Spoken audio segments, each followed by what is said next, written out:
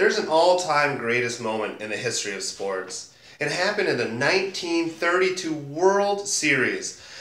The story goes that at the bottom of the ninth inning, with 2 outs, a full count, and the tying run on base, Babe Ruth raised his arm and pointed to the center field bleachers. No one believed it because it had never been done before, but the Babe was calling his shot. On the next pitch, the great Bambino hit a towering home run. And even though he'd been a hero before that, this pretty much made him a legend. That's pretty much how he became a legend. 32 years later, a kid named Benjamin Franklin Rodriguez became a neighborhood legend. It was the greatest summer of my life when he taught me to play baseball and he became my best friend. He got me out of the biggest pickle I've ever been in. And this is a story about that summer. And I'm sure most of you guys know this is The Sandlot Kids, written by David McKinney Evans and Robert Gunter from June 10th, 1992. And it starts out with me moving to the neighborhood 2 weeks before school let out. It was the same summer that Dodger Maury Wills would break the single-season stolen base record. It shouldn't have started out with loads of great fun for me, but it didn't. I was from another state. I didn't have a friend for 1,000 miles. It was a lousy way to end the 5th grade, because I had to zip time to make friends before summer. And that's about when it all started. The sad thing is, my real dad died when I was young. My mom married Bill about a year before we moved to the valley. At that time, we were still trying to get used to each other. I went and talked to him because he was supposed to teach me how to play catch. And then I heard knocking on my door. Dad? I mean, Bill? Remember you promised to teach me to play catch? Well, could you teach me? Yeah, sure. Okay, thanks. He never really taught me. We played a couple times. But I really got into it when I went to the Sandlot and I followed kids around. And when I saw them, they were just on an endless game.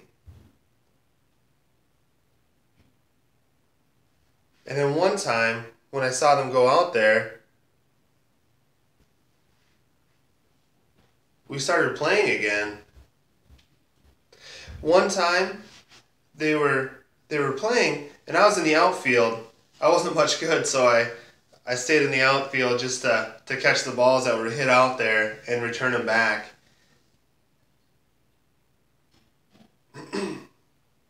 And then one time, they hit a towering home run because he hit it right out there, just like the Babe did before as well, too.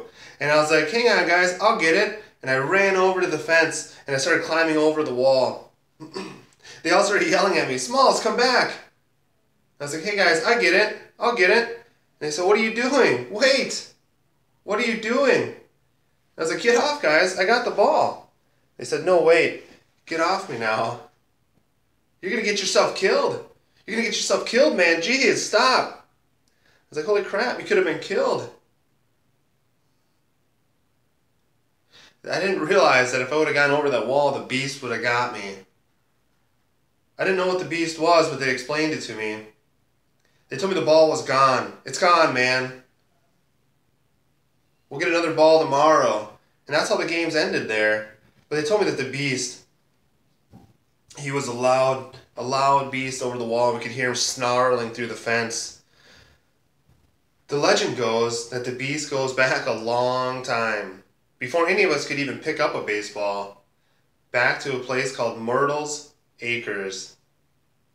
That's where it all started. Years ago. When thieves kept stealing junk from Myrtle's Acres junkyard, so Myrtle, the guy that used to own the place, got him a new pup from the dog pound. He fed him a whole sides of beef. He turned the pup loose in the junkyard and the pup was grateful. And so in a few weeks, the pup grew into a beast and grew big, grew mean. And that could protect the junkyard, and the only thing on his mind was to kill everything and everyone that broke in. And he did that. He liked it. The beast was the most perfect junkyard dog that ever lived. A true killing machine. But after a while, the cops started getting phone calls from people reporting all the missing thieves, the ones the beast killed. It added up to about, I don't even know how many guys. It's true, they never found a single body. Not one. Some people say they all got away. We all know what really happened. The beast ate them. The beast was too good. He was too good at his job and being a guard dog.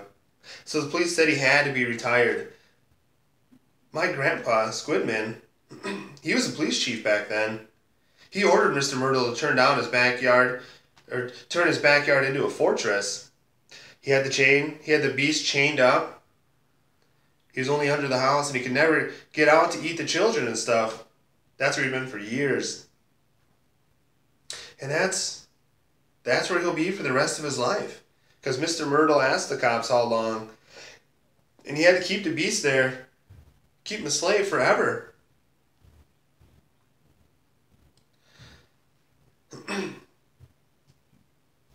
But back to the story of us in the summer. The greatest summer of my life. I kept with those guys. We became best friends that summer. They taught me how to play baseball. They taught me how to be friends. I kept in touch with those guys over the years as well. And I found out that his parents shipped him off to military school. And after the army, he became the pioneering developer for bungee jumping. And Timmy and Tommy, they became architect and contractor. They started out small. They started out designing playground equipment and prefabricated tree houses, and they became multi-millionaires when they invented mini malls. Mini malls! And Squids grew up and married Wendy Peppercorn.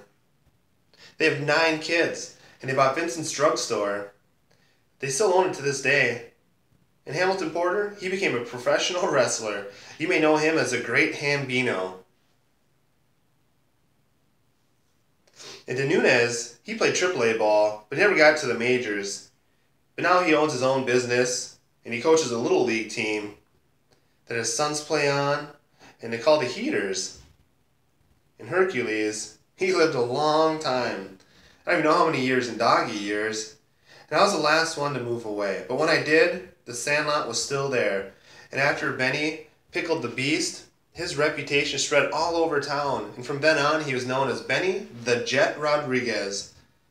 And the nickname stuck with him for the rest of his life.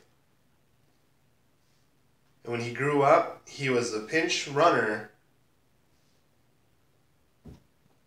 for the Los Angeles team. And on the last play, he was in a clutch situation for the season. They say the Jets lost a step or two, but I wouldn't be surprised to see some fireworks now. And Jets got the suicide lead on, excuse me. And there he goes. He's stealing home. I don't believe it.